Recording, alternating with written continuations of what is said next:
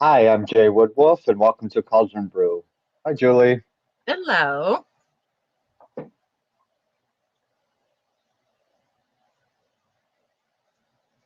So today we're going to be talking about, well, for the next 4 weeks, we're going to be talking about Samhain or Halloween. This was your topic. Go ahead. Oh yeah. Well, I figured, we'll start since, it's now fall. Um, so I figured Halloween is 31, in a month, the end of the month. So I figured why not just talk about how it all came about. So with Samhain, it was interesting when I was researching it with the how it was, a Celtic festival. It was over 2000, roughly about 2000 years ago. And how Well, now what is it? Ireland, United Kingdom, and Northern France celebrated, their New Year on November 1st, Yep. which the end of the summer and the harvest and everything. But they believed, what did I have? Right before the New Year, the boundary between the worlds of the living and the dead was blurred. So on October 31st is when they did their celebration, and because that's when they believe the spirits of the dead return to earth. But what was interesting is they had the druids, or as some would call them, the Celtic priest. That's when they would do their predictions of the future. And what was the other one that I had?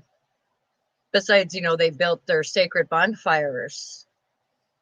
I didn't know that the people would gather to the bonfires and they would burn crops and animals for sacrifice for to the Celtic deities during that time. And then after the celebration was over, because they would be in costumes of animal skins, they'd put their the animal heads, the skulls on their head and everything to blend in to keep, the spirits away. And then Yeah. they would relight the hearth fire with the bonfire to protect them through all the winter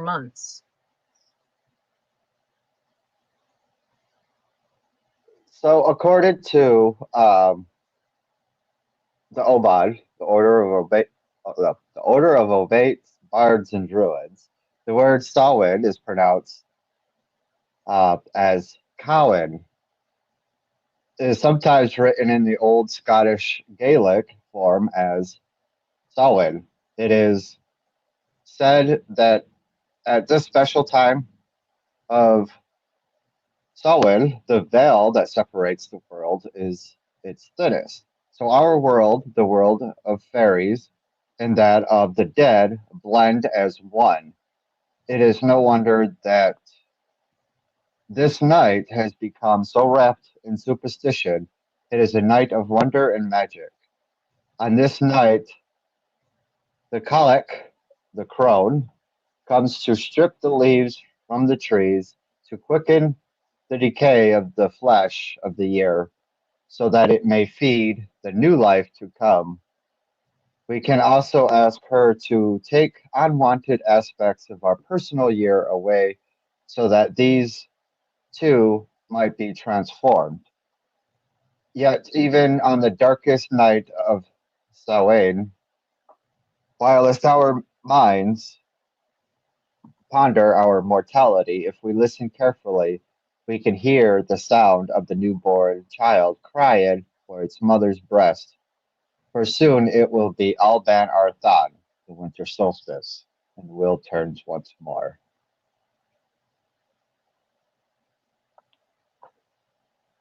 months. Just a little story for you. Oh, okay. Because I was trying to figure with that part. Okay, that's right. Yeah, because you're with that order, so Yeah, yeah, I, I'm with the old bud. right. There's a But lot of education to come with that too. excuse me. Well, yeah, but you're studying to be a druid. Hmm. So it's, they would have all that information there.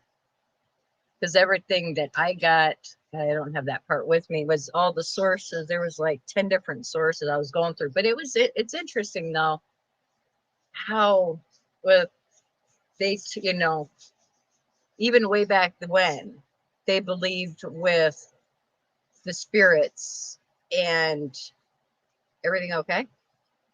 Yep. Okay. How even back then, the spirits and how to, for the deities and how they just practice things at this time of the year. Because I didn't know that the Celtic territory was Ireland, the UK, and northern France at that time. Yep. Yep. Before Gaul they, was France. Yeah, Gaul is France. well, yeah, but no, that because they just said the Celtic, they didn't specify, you know. But it was Yep. interesting because when um that how it has here that you know let's see that how the church came about and put the like it was what they have like 1000 AD, the church made November 2nd All Souls Day to Hmm. honor the dead, and then they attempted to replace the Celtic festival of the Day of the Dead, related it to make it a church sanctioned holiday. So, because it was similar with Samhain, with the bonfires, parade, dressing up in costumes as saints, angels, and devils. But then that's when they called All Saints Day celebration. It was also called All Hallows, which came from the Middle English, cannot pronounce that word. So, which meant All Saints Day. And the night before it, the traditional night of Samhain in the Celtic religion, they turned it to All Hallows Eve. So, That's what I was reading. okay. But yeah, but it's interesting how you had the Celtics do their festival and everything, and then the church came in and took over, put in their thing because they had it.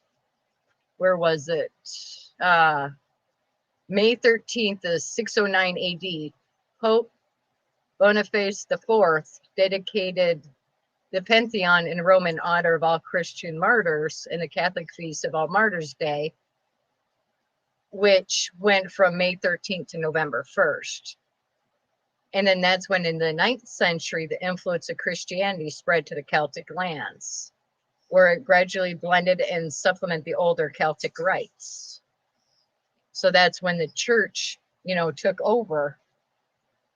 And since a lot of the Celtics, turned into a lot with it, blended in with it over time, that's, with that part of it, which was really interesting when I was, doing that, and I was researching that. So, Oh yeah, there's a lot of interest in, especially when it comes to that, and most of it comes out of a lot of our tradition comes out of that region. well, yeah, it's, that's like further on, like, because that was, when Halloween ended up coming to America was, let's see, the celebration of Halloween was extremely limited in the colonial New England because of the rigid Protestant belief system. Halloween was much more common in Maryland and the southern colonies. But then once they started blending the ethnic groups of the Europeans and the Indians, it started meshing. That's when the distinctly American version of Halloween began to emerge. But then once more immigrants came over, mainly the Irish, because of the potato famine in the early mid 19th century, that's when they started doing more of the actual, the Halloween stuff. Because before that, they would tell it was an autumn festival. So Yeah. they would have the different, because they never called it Halloween. They would tell ghost stories and do things like that until later on. Then it became all, it became more of a celebration of Halloween. The dressing up part of it, that comes out of Wales. The trick or treating aspect of Halloween actually comes out of Ireland. They would go to Well, yeah, but that's we're gonna do that in the next segment because there's a lot to it for that. yeah. So yeah, a lot But of the yeah, it's traditions of Halloween comes out of the Celtic region. oh yeah, well yeah, because as some of it because the Romans there was where was it? I cannot remember the names because there was some names, but there was two Roman festivals that they blended in with Samhain to that's where you get the there they believe because there's no known documents because one of the goddesses deals with is one of her main things is apples. So they with blending it, they figured that that's where bobbing for apples came from, and apples associated with fall, Halloween, and everything for that. Yeah. Because the Celtics with Samhain and celebration with bonfires and dressing up and to keep the spirits away, blending and protecting, and then doing prophecies to help the people, you know, quiet them down during the winter months, especially if it was a harsher winter going to be coming up. They would do the predictions to do that. But it's interesting as we get along these next couple weeks of how everything from different cultures blend together, expect, and then end up creating what is now Halloween. It's like you got some from the Celtics, you got some from the Romans, and how the church has a big play in it for Halloween over here, and how they blend some of the different cultures in it. Hmm. So I find that stuff fascinating with different things come about. How it starts one thing like for the colonials, how they meshed in with some of the indigenous folk that were already here that were working or not really working. We'll just say helping them, helping the Europeans, and how they would mesh of different things Hmm. with it. To me, it's fascinating how you get some of that because how the colonies, the Europeans brought it over, and then it didn't really fully go all out until after the Irish came when they immigrated because of the potato famine. So they brought their culture over, and then you still have because I'm still researching all the different cultures that with the Italians and the Greeks and just different things, how what they do with it and how because there was such a wide immigration at one point of what they would bring into it. Yeah. Well, also like if back in the day when when all this was going on and we were starting to mix heritages and whatnot, and especially here in the United States. Well, if you got an Irish person and they marry a Italian person, well, you're going to have all that Italian traditions, and then you're going to have all the Irish traditions, and you're teaching your kids both traditions, and then generations down the line, there's a mixture of the two. Oh yeah, and then plus whatever they who they marry Yep. in that thing, and it's to where there's it's interesting how but every year you know I've seen and it still it cracked me up because I used to have the Jehovah Witnesses come to my door, and because I grew up Roman Catholic, I know the Bible backwards and forwards, Right. and in they would always so I would love to debate the Bible with them because what they believed is what they believed. That's fine. But with coming to my door, they gave me something to do, you know, to talk with them. And they specifically was always against Halloween, saying it was the devil's holiday. Right. And I'm like, no, it actually isn't. And they'd be like, well, don't you think God would get upset? And I said, I don't think God cares that children are going around getting candy, dressing up in costumes, and having fun. As long as you're not hurting yourself or someone else or anything of that nature. I looked at him, I said, do you really think God cares about this when there's major things going on? For some reason, they stopped coming around. Because they never I'm had an sorry, answer for don't you. play that card with me. You know, The thing is, God, with Goddess, God, whatever, is not going to care. right. The thing is with you got to have that blind faith, never question anything, and just do as you're told, like a little girl, good little Well, girl. yeah, well, most of them, a lot of those type of religions are like that. The Catholic, um, you know, all the different sects of it are like that. You don't question, you do as you're told, type of a thing. Yep. That's why once I was able to, when I was given the choice to either stay with the church or walk away, I walked away because I Yep. had I no would have said choice the same until thing I was too. 14. Yep, because once I hit 14, I was given the choice and I walked away. But I had that 14 years, of constant. I had Sunday school. I had church every Sunday. I had religion class to where that was a full hour and a half of religion. Then we had to go to the church 3 to 4 times a week to learn all about the church. So it was a constant indoctrination of it. And we had every time we went to visit the church for classes with the priest, we had confessional. And, they always said, we couldn't, I don't remember doing a lot of celebrating Halloween in school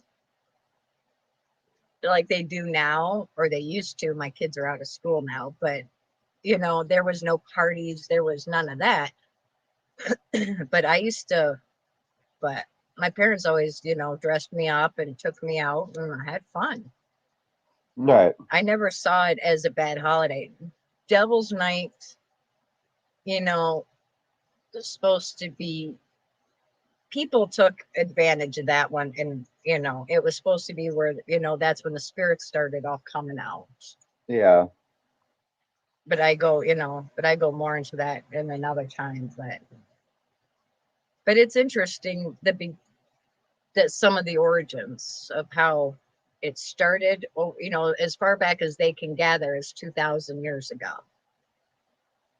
I think it was, oh, they just said 2000. So it had to have been that beast before Christ, of course, Oh yeah. I would think, because then in the thing they started saying AD with all the sources that I was going through. Because one of them, with the History Channel, which they had I think over 10 cited sources. So I would think it was that, but that long ago to where they have that. And it's neat that they also called it Druids/Celtic priest. Well, Celtic is more of a modern scholarly term for languages. Right. So that wasn't Yeah. nothing that they back in the day, that's not a word that they ever used. Okay. So that must be why they hyphenated it that, Yes. Druids, then the Celtic priest. So, but yeah, it was definitely interesting with learning this part of it. Because I know we'll dive deeper into that. I don't think I brought my sheet with me.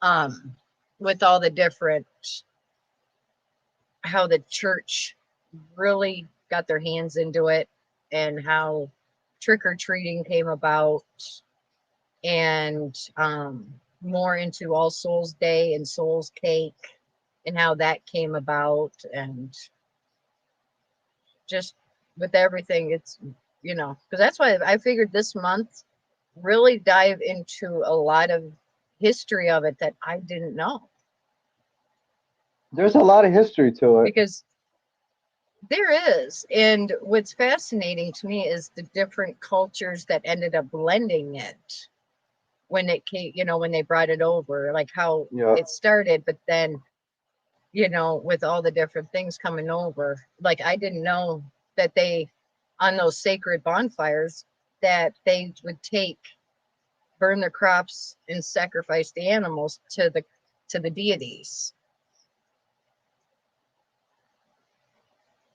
Hmm.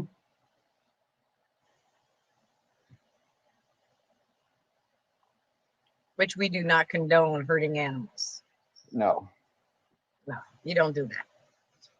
But it's part of history, and some things in history are just there.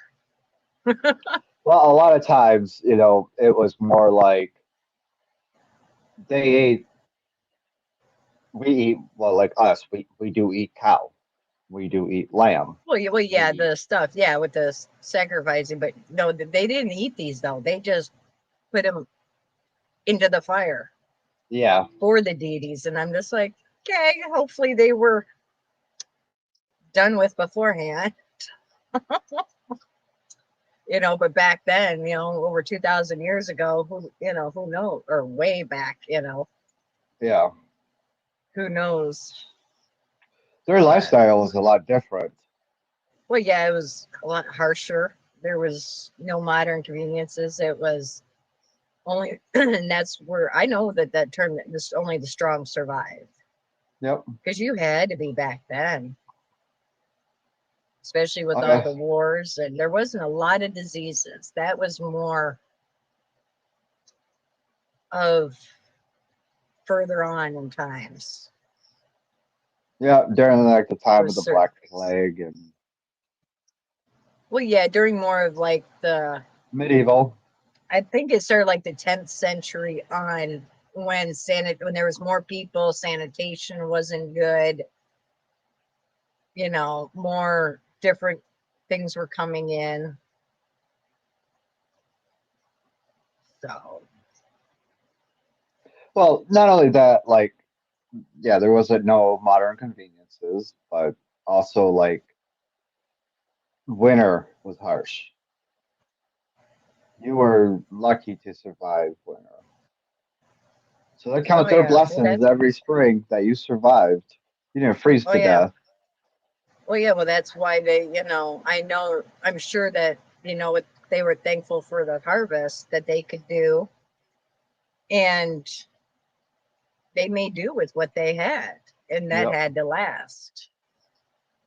And always keep that fire going, and they had to do the hunting for their clothes, Yep. and so it's just like a lot of the You had to keep that indigenous. fire going. Because if you did it, you lose heat, lose your ability to cook. You Yeah, couldn't survive. yeah, So the fire, the hearth fire, was also honored right. Oh yeah, definitely. because there was that fire that kept your ass alive. Yes, that is no lie. Things that we take for granted nowadays. Yep. If those people came here looking at everything that we have, they'd be looking at us like we're spoiled rotten. Oh yeah, Yep. definitely. Because anymore, a lot of people, not gonna, I can't quote a number, so I'm just gonna say half do not know how to grow their own food, cannot survive without electronics. Right. Their phone's always attached to their face, or their computers, or something. They cannot read a paper map anymore. They can't Ah, look at the stars and see where the northern star is and how to track the stars of where you're actually going to be, mapping out the constellations and different things. It's actually because I used to know all the constellations. That was a big thing with me, and knowing how to read the night sky as it changed.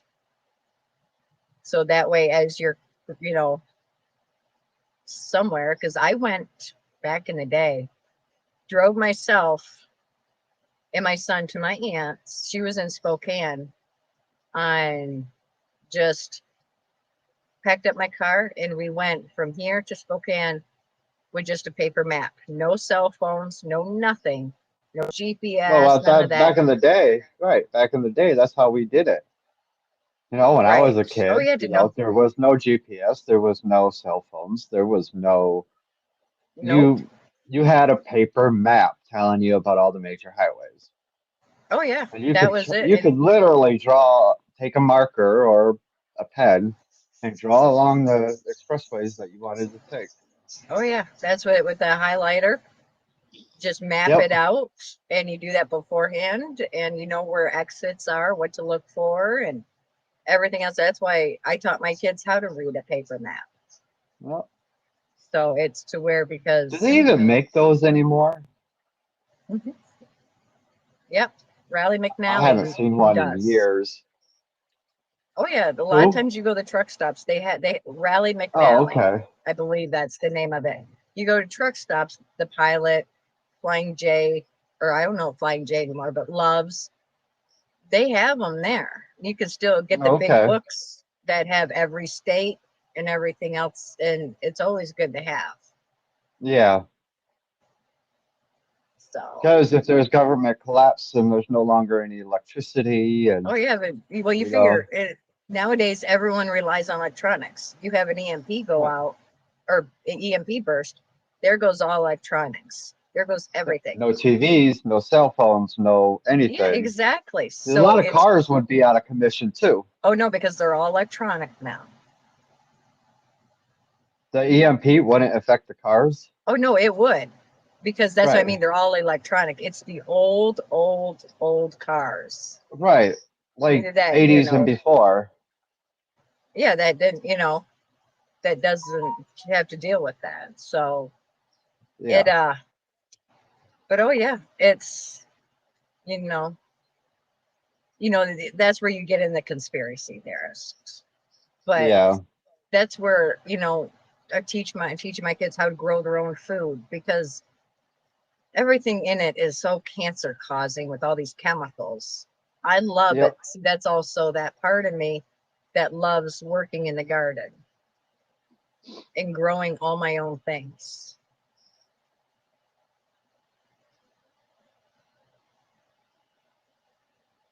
So that's right. My computer wants to do other things. So I had something to pop up here on my side screen, and then my main screen, I had something else pop up. They're like, yeah, you're done. Yep.